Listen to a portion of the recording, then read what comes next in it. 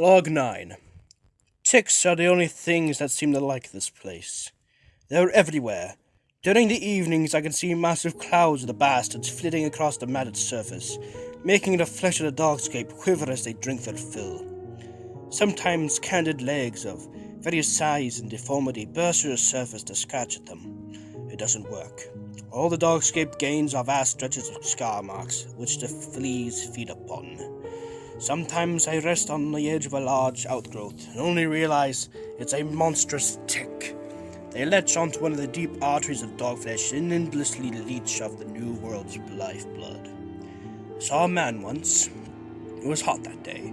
I was making my way for a dog pillar and saw him in the distance. He wasn't moving, and as I approached I saw why. He was covered in ticks. Not a single spot on him was clear. What little clothes remained on him were stretched over the fuckers. There was no wind, so all you heard was the faint scuttling of their tiny legs, scratching against their ludicrously swelled bodies. He must have heard me, because he opened his mouth and tried to say something. His voice was rapty, and his mouth was red, but he did manage to say one word. Edge. Log 10. Today is the 5th day of the 12th month of the 654th year. Ours is the final generation.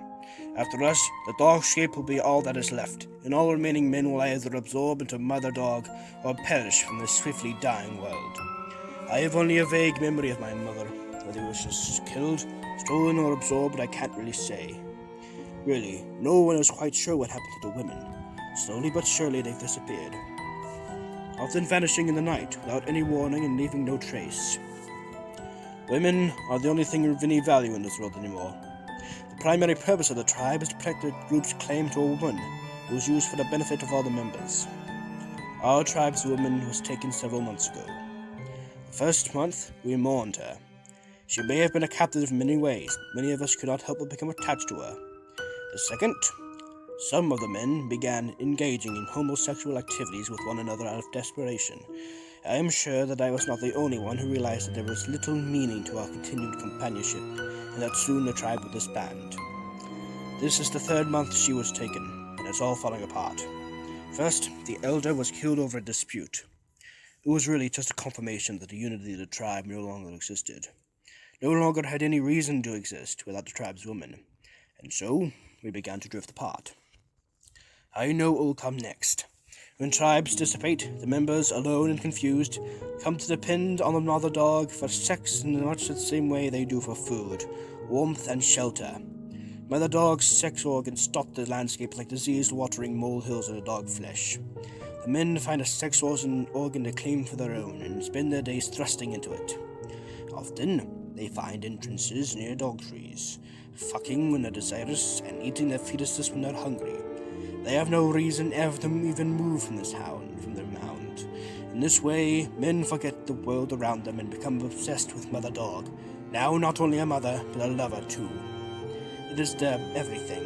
It is common to see skeletons, either bare or picked apart by dogs, their pelvises still pressing into a dog mouth, surrounded by the still reeking stench of their own filth. Today is the 27th day of the 12th month of the 654th year. As I had predicted, the former members of my tribe had slowly but surely fallen into degenerate lives as mound humpers. Degenerate scum have forgotten their own humanity. Sickening. I vow never to fall into that disgusting state, and so I will walk this lonely, depraved dogscape, searching. It can't end this way, with all humanity uselessly masturbating itself into extinction. So I continue, knowing I may end up hopeless, utterly defeated by the dogscape. Today is the 2nd day of the 4th month of the 663rd year. I found a woman, standing as if waiting for me, under a dog tree. Her mouth dyed red with the blood from a dog fetus. At one time, I would have been puzzled to see a woman standing alone and unafraid, but I haven't come upon a tribe in years, and incredibly rarely does one come across a man who is not mesmerized with a dog hound. I suppose this must have been the biggest surprise to her, to have found a man who has not yet become a slave to the mother dog. In any case, it's important not to take chances. So I grabbed her, forced her down, and fucked her right there. Then I tied her down to the dog tree with a length of dog flesh rope so that she couldn't run. Today is the 7th day of the 8th month of the 663rd year. My woman is pregnant. I have watched over her, protected her from the wild mongrels that still roam the Dogscape. When a swarm of ticks came, I covered her in a hide. I wonder if we are the only ones left on this planet who are still human. Today is the 5th day of the 1st month of the 664th year. My child was born today. My woman squeezed my hand, breathing hard, pushing. After some time, the child came. A healthy, normal, female infant. I saw that all my struggles haven't been in vain. That our race did have a future. I realized I was crying. I held the child briefly, then set it down to reach for my blade to cut the umbilical cord. No sooner had I set the girl down than a fiery tendril shot out from the dog tree. With a whack, it wrapped quick around the umbilical cord, gripped it tight. As the dog tree sunk to the ground before me, I hacked at the vine, but it could not be cut. Next for the umbilical cord, tearing with all my strength to save my girl. But the vine had melded with it and fed into the same strong substance.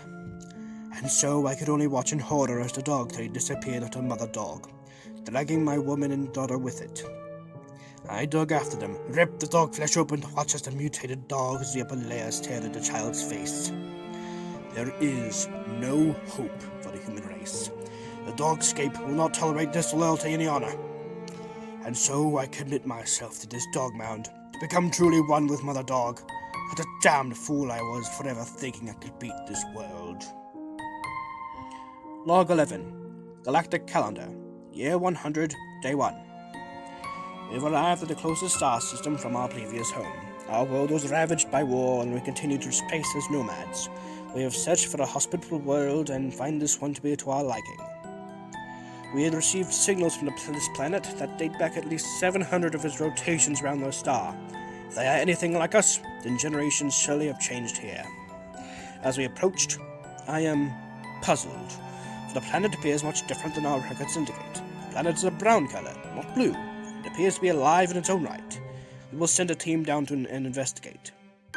Our ship reached orbit around the planet's singular moon. There we gave the crew a final review of the information we knew about the people of this world. Our main source of communication we have received was in the form of signals they called television. Our understanding of the language will no doubt appear primitive to the viewers below. Though, personally, I feel that something is odd. We lost all communications from this world recently. The captain assumes it was because they're switching to a higher technology. They always talked about the newest technology, which looks more and more like a race that could enter that of other spacefaring peoples. I am to go down with the rest of my team by the next day on the planet. I watched an our brown world and feel that something is wrong. Terribly wrong. Log 12. I don't know how many days it's been since I saw the last human. It's hard for the remaining survivors of the Dogscape. Women have all gone and only a handful of men remain. But as I said, it's been days since I saw the last one. I wandered the ferry fields looking for a teat patch when I stumbled across something both very horrifying yet wonderful at the same time. I looked down at what appeared to be a batch of both male and female reproductive dog organs. I stared fascinated as they endlessly paired with each other. I knew I should have looked away, but I just couldn't. After a while of watching them breed endlessly, they seemed to stop. It appeared they finally sensed me. I almost felt bad for interrupting, so I started to walk away, but I felt something grab a hold of my leg. I looked down to see a mutated dog paw holding tightly to my pant leg. I tried to pull my leg from its grasp, but it held on. Then, to my horror, it started pulling me to the middle of the organ patch. I frantically began to fight to get loosed, for I knew what it wanted. More dog paws sprouted up and began pulling me. I knew I didn't stand a chance. I knew that I would be joined with Dog Mother in the end. So I silently accepted my fate. At least I would die happy.